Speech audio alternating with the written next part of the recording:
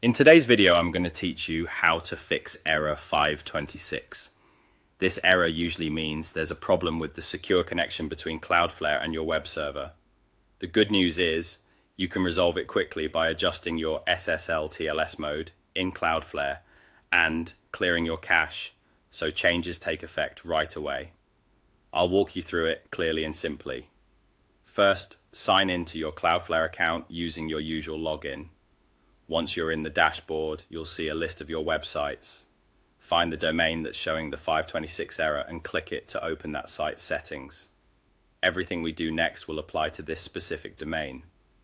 Next, look for the SSL TLS section in the top navigation.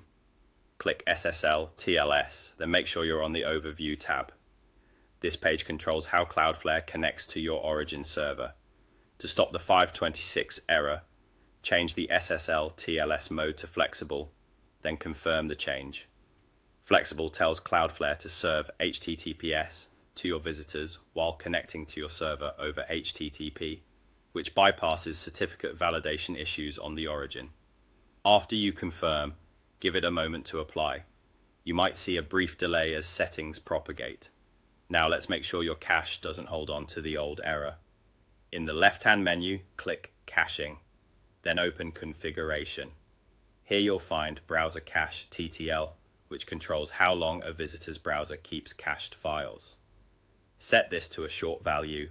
1 minute is perfectly fine for now. A short TTL helps ensure that if any part of the site was cached with the error, your visitors won't keep seeing it.